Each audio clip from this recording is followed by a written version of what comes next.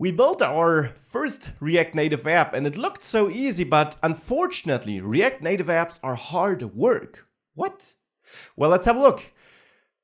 We write JavaScript and it runs everywhere, right? Unfortunately not. It's not that easy. Instead, it was this learn once, write everywhere thing I was mentioning. The thing is, React Native is great since it gives us all these components which are compiled to native code, and with it we can really build cross-platform native apps with knowing pretty much no Java or Swift code.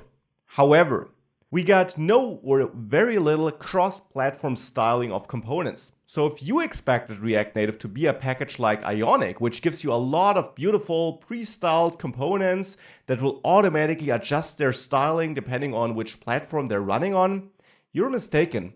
Instead, it's more like React Native giving us an alternative DOM, as I said earlier, and we will have to do all the styling manually. So it doesn't at all look and work like Ionic. We got no material design style on Android and iOS style on iOS. We have to manually do that.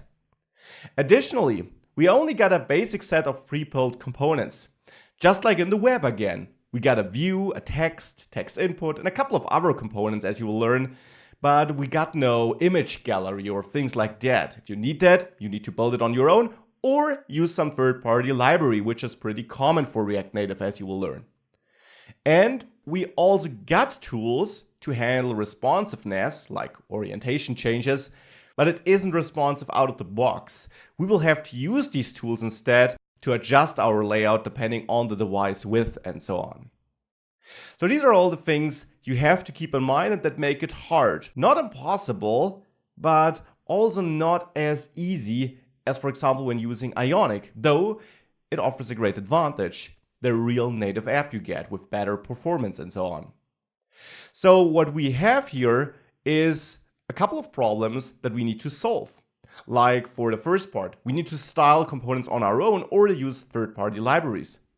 Same for the second part. Build components on your own or use third-party libraries. And for responsiveness, well, create your own responsive designs with the tools you're given. So this is how we approach React Native apps. We really just get a toolbox and we have to use the toolbox to build apps. The advantage still is we don't need to learn Java, we don't need to learn Swift or Objective-C. Besides having these restrictions, React Native is a fast-moving target. We get new versions pretty much every month. We have a lot of breaking changes occurring. We also have a high dependency on third-party packages. Because React Native in its core is just a set of APIs and a couple of components, a lot of things we use, like adding maps, for example, uses third-party packages on which we depend. That's not necessarily a bad thing per se, it's just important to be aware of that fact. And of course, we will also use third-party packages in this course.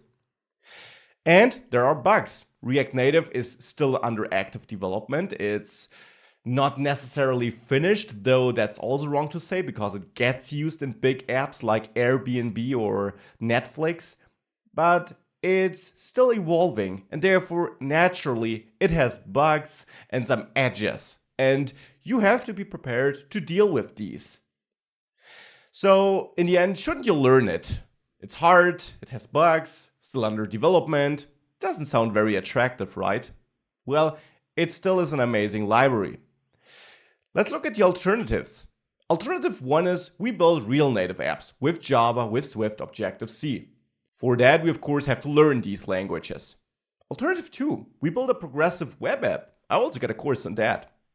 Progressive web apps are web apps not installed through the store, which also have access to some native device features. The problem is, the user might be using a browser or operating system that doesn't support the cool features we want to use. So alternative 3 is then, we use Ionic or a similar solution. So an alternative to React Native using a technology based on Cordova, which in the end uses a web app and wraps it in a web view, hence giving us a native app where we just run a web page in the end. Now, the disadvantage here is we got worse performance because of that web view wrapper thing. We still have a web app, we have no native app, we have no native code. And of course, native code always runs faster than a web app wrapped by some web view component. That's the great advantage of React Native.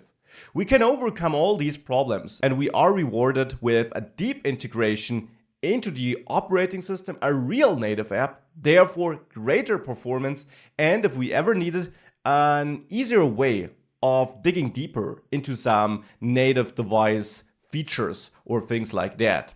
So that is the big advantage. We get a real native app and not just a web app wrapped by a real app. And for some apps, this might not be enough. For a lot of apps, it will be, because this performance thing really shouldn't be underestimated.